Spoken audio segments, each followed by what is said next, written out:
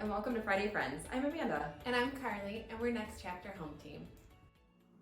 1, 2, 3, 4. So today we're here with Anna from Citizens Bank, and she's going to talk to us about their down payment assistance program. Thanks for joining us. Before you do that, if you want to tell us a little bit about yourself. I've been in the Toledo area about 3 years. I moved here from Wisconsin. We were a transfer with the G plan. My husband got transferred, and Amanda was the realtor that I met to help purchase my home. So you're very familiar with the process of finding a home in the Toledo area. I am. I learned a lot of the areas in my own home buying process. Today I want to talk a little bit about down payment assistance and what Citizens Bank has to offer. It is offered to our first-time home buyers. Income levels have increased a little bit this year. We're going to talk a little bit about what cash you still want to kind of have on hand and have saved for that home purchase. And then the fact that the down payment assistance is truly a gift, so there's no repayment, which is awesome. That means that money helps you buy your first home without having to repay it, and it can be used along with seller credits. Excellent. So you said first-time home buyers. Mm-hmm. What qualifies someone as a first-time home buyer? So I think there's a little misconception on that. You hear first-time home buyer, you think never owned a home in the past. That's not necessarily true. A first-time home buyer is defined as someone that has not owned a home in the last 3 years. So if you maybe owned a home, previously and now you've been renting for quite some time, you could possibly be considered a first-time home buyer and take advantage of that down payment assistance again. That's really nice that it could be someone who has a home before and can get back in the game. And, Yes. they just need some help to do so. Exactly.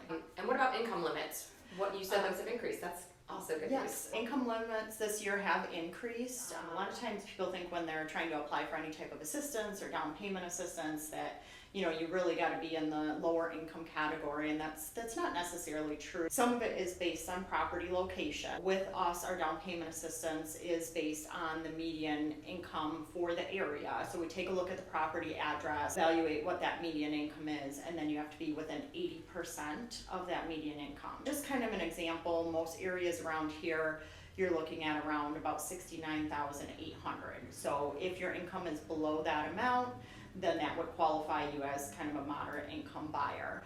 Now, if you're purchasing a property that is in an area that is considered primarily low to moderate income, that actually allows you to go even higher on your income limits. Let's say the home is in a moderate income area, then you can be within 120% of those income levels, which means all the way up to $83,760. So that's why I say, a lot of times people think like, hey, I definitely probably make way too much to get any type of assistance, but it's not always true. It's definitely worth looking at.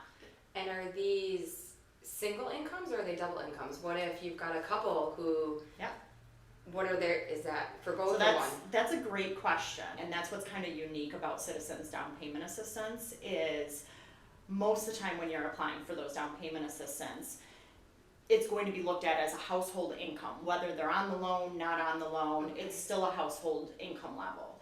With Citizens Down Payment Assistance, it's truly whoever is on the loan. So let's say husband and wife are both looking to purchase a house, and wife doesn't necessarily have to be on the loan to qualify or vice versa. Then we're only going to use the income that is on the loan. One borrower is on the loan, that's the income that we're evaluating versus the entire household. So that can help a lot of people that maybe wouldn't qualify for other assistance programs out there. If they qualify for the loan on their own, then we can get that assistance applied. Let's talk a little bit more about, you said the low to moderate income areas. Can you define some of those terms for us and maybe give us some examples of the areas here in Toledo that qualify one way or another? Basically, the low to moderate income areas they have evaluated that median income for the area. So they've determined that most of the households in that area are, lower moderate income levels. And that qualifies that area then for different assistance. So this pocket of houses, exactly. the median for the people who are living there make about this much money. Right. So that's how they determine. Exactly. You Okay. got it. Yeah. I mean, I know a lot of areas of East Toledo would kind of be covered in that. If you start looking, Sylvania area, obviously that's not going to typically be lower moderate income areas. Some that I found recently, 43608, 43605. I mean, I've definitely gotten people qualified for the assistance in 43612 zip code. So there's a lot of different areas out there. I have a special mapping tool that I use to kind of take a look at, you know, what the income levels are in that area. Okay, and then you said it's considered a gift. Great gift. It sounds like a great It's gift. It's Right. a wonderful gift. What that means is when the assistance is coming from Citizens Bank, we truly give it as a gift, meaning there is no second lien placed on your home, there's no repayment period. A lot of assistance programs that are out there are forgivable after like 5 years, meaning you have to stay in the home for 5 years. If you decide or have to sell previous to that 5 years, sometimes there's some repayment of those funds. With the Citizens Assistance, it's given as a gift, there's no second lien placed.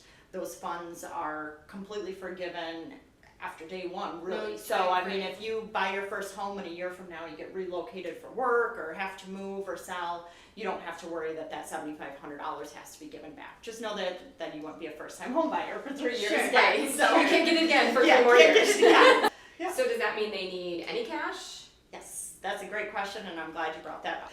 A lot of times people will think, well, $7,500, I think that'll cover what I need. And a lot of times, depending on your, home size purchase, it can cover most of what you need. But there are a lot of things that come with buying a house and some funds that you need that are going to be paid and handled upfront before we get to the closing table where we supply those funds. For example, as soon as you make an offer on a house, you've got to put some earnest money down. Can't use your $7,500 for that. Again, depending on house size and purchase price, you're looking at $500 to $1,000 probably for sure that you've got to put down in earnest money. So you're going to need that.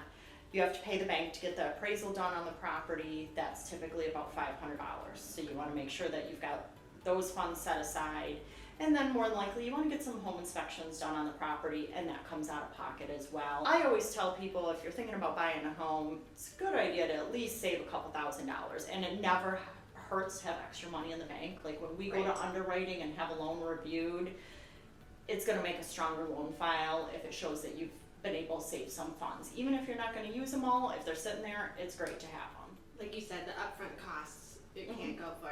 Does it cover any like the closing costs as well, or strictly down payment? Yeah, that's a great question too. So that $7,500 can be used towards the whole thing if you are conventionally loan approved, meaning typically to get a conventional loan approval, credit score's got to be a little bit better. There's some other things that go into that, but really that's going to be the main deciding factor is where credit scores are. So if you've got good credit scores and we can get you conventionally approved, we can scatter that $7,500 to really use it towards everything. Down payment, closing costs, prepaids, all of that. Okay. If we're not going to have a conventional approval and we've got to look at some other options, then typically that can only be used towards the closing costs and prepaids, not your down payment. So that's the difference. If we go FHA for your loan approval, it is also not the full $7,500. So there's a lot of variances to the programs. That's why I always say, that's part of the pre-approval process is we're going to sit down and say, okay, this is what I can get you pre-approved for. This is your best fit and assistance. This is how you're going to be able to use it. This is how much you need left over. And we're going to go through all of that on a case-by-case basis. Great. And so we have closing costs and some upfront costs, and it sounds like they could get potentially all of their costs covered other than the ones before closing. What if they don't have enough to cover, especially maybe some of those FHA cases, and they still have closing costs that they may not have money for? Can we do anything about that? You can still stack this assistance with seller credits. Say maybe our assistance isn't enough to cover what you need and the seller is willing to give you some credits towards the closing costs and prepaids. You can ask for seller credits if they're willing to supply those. So it's very possible in conjunction with the down payment assistance program and seller credits, or even just the full down payment assistance, that buyers aren't bringing a whole lot of money to closing. I've Just maybe a couple brought thousand. buyers to the closing table with no joke $0 at Okay. closing.